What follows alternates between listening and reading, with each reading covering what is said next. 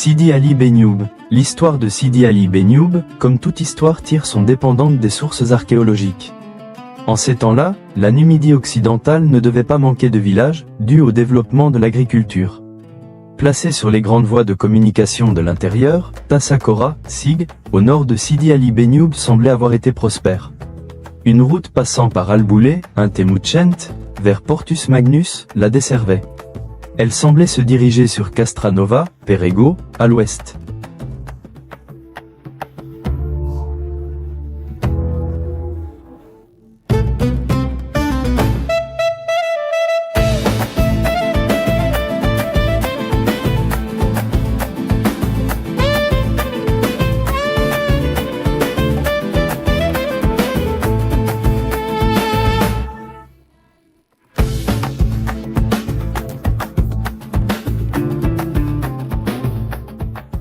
Sidi Ali Benyoub, de par son emplacement stratégique, avait sa place dans ces voies romaines.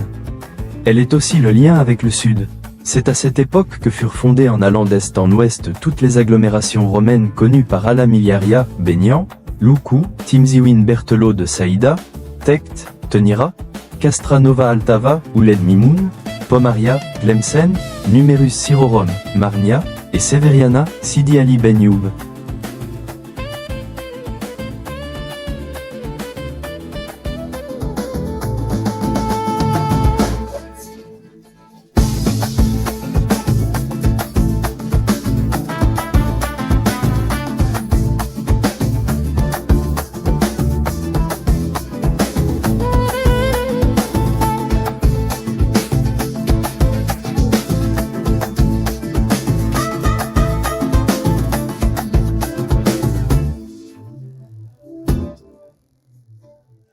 Ces implantations militaires romaines très diverses avec un recrutement local, bien qu'il exista aussi des agglomérations pré-romaines méconnues, supposées en Maurétanie césarienne.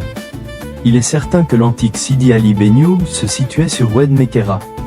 Sidi Ali Benyoub a été construit à la jonction des voies Tassakora, Sig de Mascara, Loukou Timziwin, Berthelot de Saïda, et Alla Miliaria, Benyan, Altava, Ouled Mimoun, au sud-ouest de la place forte de la région dit Sidi Bel Abbès.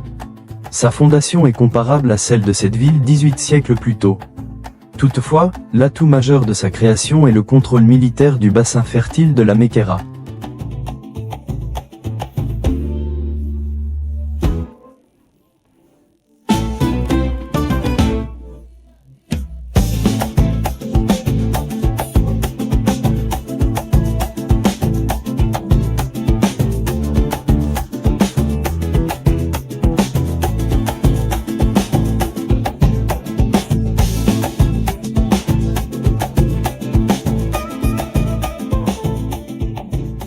La région a été anciennement habitée par des autochtones depuis la protohistoire. Mais, les multiples fractions de la tribu des Beni Amers ont peuplé la région depuis le XIIe siècle, et marqué sa présence dans la région selon des sources françaises. Il s'agissait des Ouled Sidi Ali Benyoub.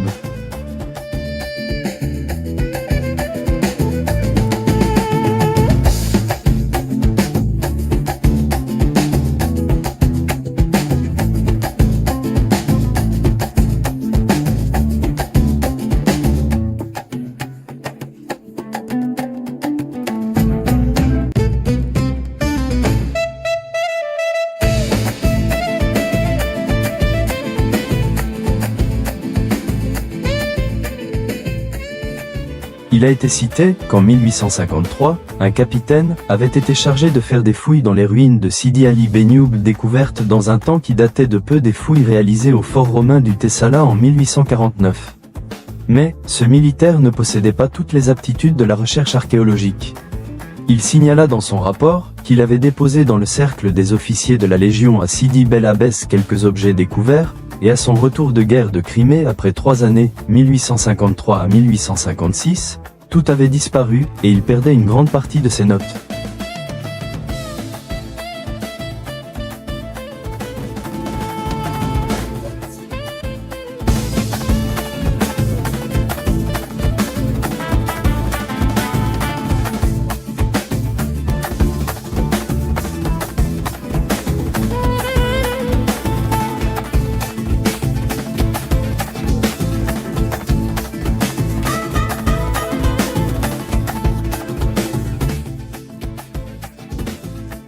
Il laissait une communication à la revue africaine dont il avait écrit « J'avais été chargé des fouilles dans ces ruines, voilà ce que j'y ai trouvé. 1. Petits objets en bronze, une médaille, une boucle et un grand clou coudé. 2. Des débris de poterie avec une petite lampe funéraire en poterie rouge, ornée d'un poisson. 3. Des inscriptions sur des pierres taillées, dont 4 avaient été envoyées à la revue. 4. Une énorme borne monolithe indiquait la distance entre le site Altava et du Tessala. 5. Une épitaphe sur pierre de 0,50 sur 0,60 cm. 6. 2 inscriptions latines sur marbre à la date où il écrivait.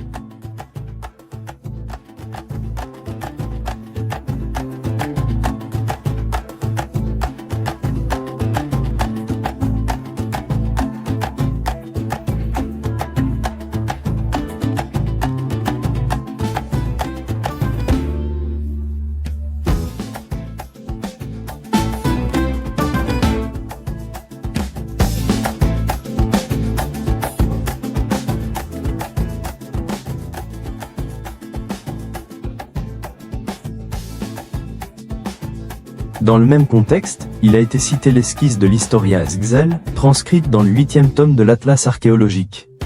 Il s'agissait d'une découverte à Sidi Ali Benioub et Sidi Khaled, Palissy à 15 km de Sidi Bel Abbès, d'une couronne et plusieurs inscriptions latines sur des pierres taillées. Aujourd'hui, ce patrimoine archéologique trouvé dans ce site se trouve au musée de la Légion étrangère à Aubagne au sud de la France, jusqu'à le jour de sa récupération.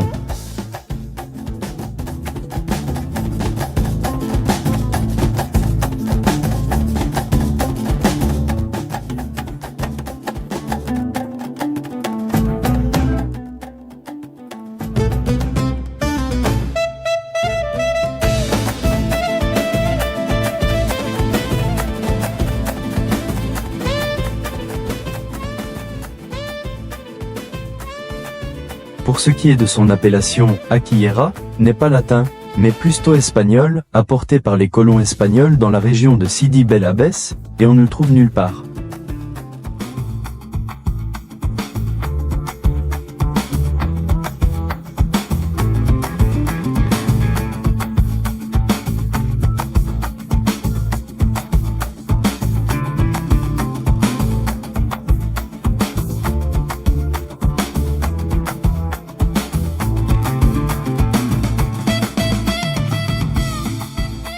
Or, l'appellation Sidi Ali Benioub date depuis le XIVe siècle prédomine jusqu'à l'arrivée des colons. Pendant la période du cantonnement des tribus, l'armée coloniale avait divisé les habitants de la région en 2 sections, les Douy Aïssa et les Ouled Benioub. Ces familles étaient d'une fidélité exemplaire à l'émir Abdelkader, et ont donc vu leurs terres confisquées lors de leur départ forcé au Maroc en 1845.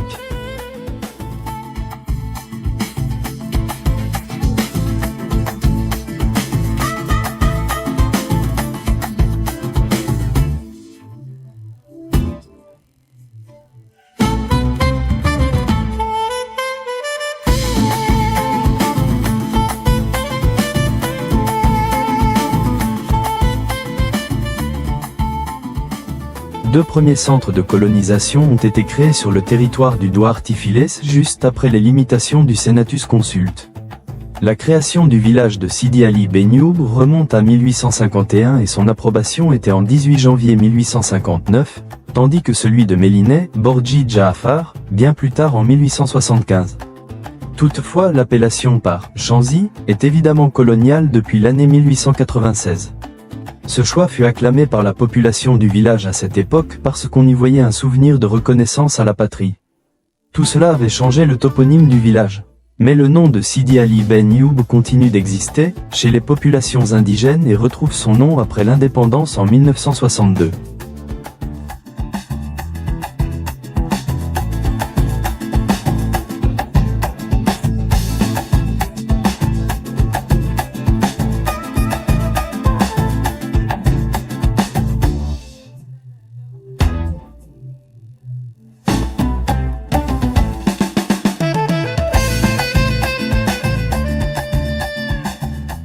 Le village de Sidi Ali Benioub est connu par sa terre noire produisant 2 à 3 fois par an, et par ses sources thermales.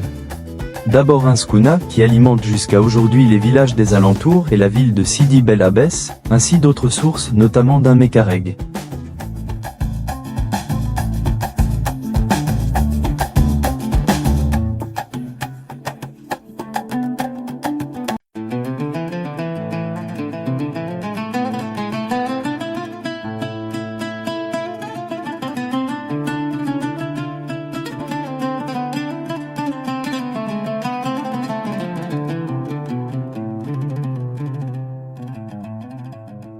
Les carrières de marbre, marmore pour les Romains, qui l'entourent, étaient aussi très appréciées, et probablement exploitées par les habitants de la région depuis la préhistoire, et ensuite par les colons européens arrivés lors de la conquête française.